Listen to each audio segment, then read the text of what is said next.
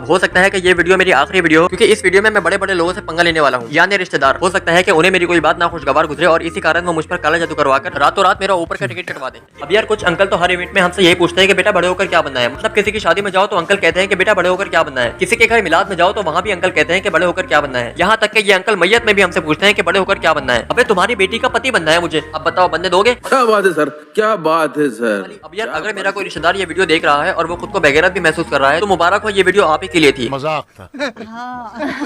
काहे घबराए, काहे घबराए, सर जो तेरा टकराए, क्या दिल डूबा जाए, आजा प्यारे पास हमारे, काहे घबराए, काहे घबराए।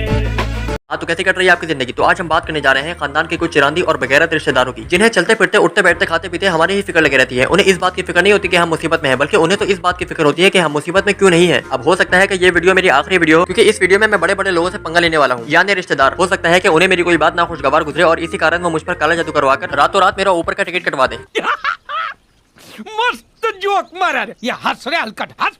अब यार हर खानदान में एक ऐसी आंटी जरूर होती है जिनकी हॉबी होती है इधर की बात उधर करने की। मतलब जब वो आंटी आपसे बात कर रही होती है तो शगुफ्ता आंटी की बुराई कर रही होती है, और जब वो शगुफ्ता आंटी से बात कर रही होती है तो आपकी बुराई कर रही होती है। मतलब उन आंटियों के अंदर गिबत बहुत बुरी तरह से बस चुकी है। अब उनके अंदर से गिबत खत्म करना मतलब कराची से डकैत खत्म करना एक ही बराबर है। जब तक ये आंटियां गिबत न कर ले तब तक इनके अंदर आत्मा को सुकून नहीं मिलता। मतलब गिबत तो जैसे इन आंटियों के लिए हाजमुला का काम करती है। जब तक ये आंटी सोने से पहले किसी की गिबत न कर ले तब तक इनका खाना हजम नहीं होता, और उस वक्त तो मेरा दिल करता है कि ये जमीन फट जाए और मैं उसमें समा जाऊं। जब ये गिबत वाली आंटियां कहती है कि हम किसी की बात इधर से उधर नहीं करते, बल्कि अगर हमारे सामने कोई गिबत कर भी रहा होता है तो हम अपने कान बंद कर लेते हैं। सच बोलो, सच बोलो, सच बोलो, सच बोलो, सच बोलो। मतलब आंटी आप इतना झूठ बोल कैसे लेती हो? खैर कर तो मैं भी गिबत ही रहा हूँ, लेकिन इतनी हिम्मत है कि सबके सामने बोल रहा हूँ, ना कि शगुफ्ता आंटी या फिर रिजवाना बाजी से। अब खानदान में एक ऐसी आंटी भी जरूर होती है जिनका बिजनेस होता है सबको मुफ्त में नसीहतें बांटने का। मतलब ये आंटियां लोगों के घरों में जाकर उन्हें नसीहतें दे रही होती है कि ये मत करो वो मत करो, काली बिल्ली के रास्ता काटने से ये होता है तो कुत्ते के भौंकने से ये होता है, यहाँ तक कि सांस लेने से भी ये होता है। और कुछ आंटियां तो खानदान में ऐसी अफवाह फैला रही होती है कि एक केला खाने से कब्ज हो जाता है। अरे आंटी ये कैसी साइंस है कि एक केला खाओगे तो कब्ज हो जाएगा? अब यार एक शख्स गरीब है और वो एक वक्त में एक ही केला खा सकता है, तो क्या उसे कब्ज हो जाएगा? भाई वो एक केला खा ही से रहा है क्योंकि उसके पास दो केले नहीं है। मेन मसला तो ये है ना कि वो गरीब है। इस कॉन्सेप्ट के हिसाब से तो एक केला खाने वाले को नहीं बल्कि सारे गरीबों को कब्ज होना चाहिए, और मुझे तो हर वक्त ही कब्ज होना चाहिए क्योंकि मैं तो महागरीब हूँ।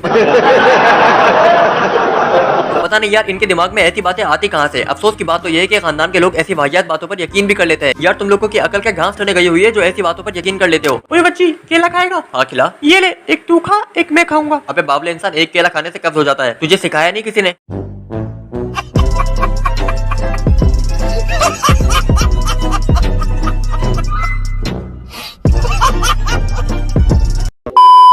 अब कुछ चिरांती अंकल को तो हमारी पढ़ाई की इतनी फिक्र होती है कि वो चलते फिरते उठते बैठते खाते पीते हमसे सिर्फ यही सवाल करते हैं कि बेटा पढ़ाई कैसी चल रही है। मतलब वो मेरी पढ़ाई को लेकर परेशान तो ऐसे होते हैं जैसे मेरे कॉलेज की फीस मेरे अब्बा नहीं बल्कि वो अंकल ही देते हैं। यार तुम्हें क्या मेरी पढ़ाई से, तुमने क्या मेरी पढ़ाई के लिए बैंक से लोन लिया हुआ है जो इतनी टेंशन लेते हो? यार मतलब ये भी कोई सवाल है पूछने वाला कि पढ़ाई कैसी चल रही है? कोई ढंग का सवाल पूछो, जैसे तुम्हारी तबियत कैसी है, कहीं घूमने फिरने कब जा रहे हो, शादी कब कर रहे हो, ताकि जवाब देने में भी मजा आए। अंकल मैं सच कह रहा हूँ कि जब आप मुझसे मेरी पढ़ाई का सवाल करते हो तो यकीन करो जवाब देने का नहीं बल्कि गाली देने का दिल करता है। तो अंकल आपके लिए बेहतर होगा कि आगे से हमसे कोई सवाल ना करो, और अगर करो भी तो कोई अच्छा सा करो जिसे सुनकर मजा आए, ना कि गुस्सा। मतलब यार ये अंकल बात बात पर हमें अपने बेटे से कंपेयर कर रहे होते हैं कि मेरे बेटे को तो 98% आए हैं और तुम्हारे 70%। मेरे बेटे को तो अच्छी यूनिवर्सिटी में एडमिशन मिल गया लेकिन तुम्हें नहीं मिला। तो अंकल तुम्हारा बेटा चूतिया है तो क्या मैं भी चूतिया बन जाऊं? कंट्रोल।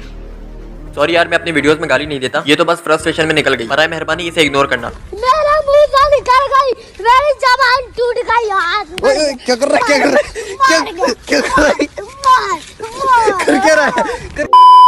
अब कुछ अंकल तो फेसबुक पर हमारे अब्बा के लिए सीसीटीवी कैमरा का काम करते हैं। मतलब मैं अगर कमेंट में किसी को गाली दे दूं तो ये फौरन स्क्रीनशॉट लेकर अब्बा को भेज देते हैं, फिर अब्बा उस स्क्रीनशॉट के बदले हमें हेडशॉट मारते हैं। चल झूठा। अब यार कुछ अंकल तो हर इवेंट में हमसे यही पूछते हैं कि बेटा बड़े होकर क्या बनना है। मतलब किसी की शादी में जाओ तो अंकल कहते हैं कि बेटा बड़े होकर क्या बनना है, किसी के घर मिलाद में जाओ तो वहाँ भी अंकल कहते हैं कि बड़े होकर क्या बनना है। यहाँ तक कि ये अंकल मैयत में भी हमसे पूछते हैं कि बड़े होकर क्या बनना है। अबे तुम्हारी बेटी का पति बनना है मुझे, अब बताओ बनने दोगे? क्या बात है सर, क्या बात है सर, क्या बात, ये बात है। मतलब यार हम लौंडे के अपने फ्यूचर की कम टेंशन लेते हैं जो ये अंकल भी देने आ जाते हैं। यार रोजाना रात को नींद नहीं आती सिर्फ इसी वजह से कि बड़े होकर क्या बनूंगा। और खानदान में जब कोई शादी ब्याह का इवेंट आता है तो हम उस इवेंट की वजह से इस टेंशन से बाहर आ भी जाते हैं, लेकिन ये अंकल हमें दोबारा टेंशन दे देते हैं ये बोलकर के बड़े होकर क्या बनना है। मतलब मुझे समझ नहीं आता कि इन्हें हमारे करियर की इतनी टेंशन की होती है। हालांकि जिस दिन मैं कामयाब हो जाऊंगा उस दिन सबसे ज्यादा मिर्चें भी उन अंकल को ही लगनी है। ये बड़ी अच्छी बात कही आप। लेकिन फिर भी इन्हें मेरा बुखार बनने में मजा आता है। मतलब यार जब दूसरों के रिश्तेदार उनके घर आते हैं तो वो उनसे अच्छी अच्छी बातें करते हैं, उन्हें गिफ्ट देते हैं और फिर जाहिर है वो बच्चे भी उन अंकल के साथ एंजॉय करते हैं। लेकिन मेरे रिश्तेदार जब मेरे घर आते हैं तो वो घंटा मेरे लिए कुछ नहीं लाते, ऊपर से घर आकर ठंडी कॉमेडी करते हैं कि बेटा जब हम तेरे बचपन में तेरे घर आते थे तो नंगा बैठा हुआ होता था, नहीं तो अंकल आपके टक्सीडो पहनकर पैदा हुए थे। जाहिर है अंकल बचपन में बच्चा ऐसे ही घूमता है ताकि जिस्म के अंदर तक हवा जा सके। मतलब ये भी कोई बात होती है करने वाली। अब यार अगर मेरा कोई रिश्तेदार ये वीडियो देख रहा है और वो खुद को बेगैरत भी महसूस कर रहा है तो मुबारक हो, ये वीडियो आप ही के लिए थी। मजाक था। बाकी इस वीडियो में मेरा मकसद चाचा ताया मामू फुप्पो खाला इनमें से किसी को भी ठेस पहुंचाना नहीं है, बल्कि ये वीडियो सिर्फ एंटरटेनमेंट के लिए थी। उसके बावजूद अगर आपको लग रहा है कि ये सारी बातें मैंने आपको कही है तो इसमें मैं कुछ नहीं कर सकता, बल्कि बेहतर होगा कि आप खुद को बदलो। और यार खुदा ना खास्ता सारे रिश्तेदार चिरांदी और बेगैरत नहीं होते, कुछ अच्छे भी होते हैं और उन अच्छे रिश्तेदारों के लिए मेरी तरफ से एक पप्पी इधर, एक पप्पी इधर। और जो रिश्तेदार चिरांदी होते हैं हमें उन्हें भी चिरांदी नहीं कहना चाहिए, क्योंकि एक न एक दिन उन्हें खुद इस बात का एहसास हो जाएगा। तो अगर किसी रिलेटिव को मेरी कोई बात बुरी लगी हो तो मैं उनसे माजरत चाहता हूँ, प्लीज मुझ पर काला जादू ना करवा देना। अल्लाह हमें एक दूसरे के साथ मिलकर रहने वाला बनाए। तो इस वीडियो में इतना ही, मिलते हैं नेक्स्ट वीडियो में। अल्लाह हाफिज़। ITUSS की टोपी उसके सर पे ना रहे, हम गहराई है और ये महज सिर्फ किनारे। हम गहराई है बेटा कोई 10 साल से, मैंने लिखे सिर्फ रियल लाइफ हाथ से। I'd say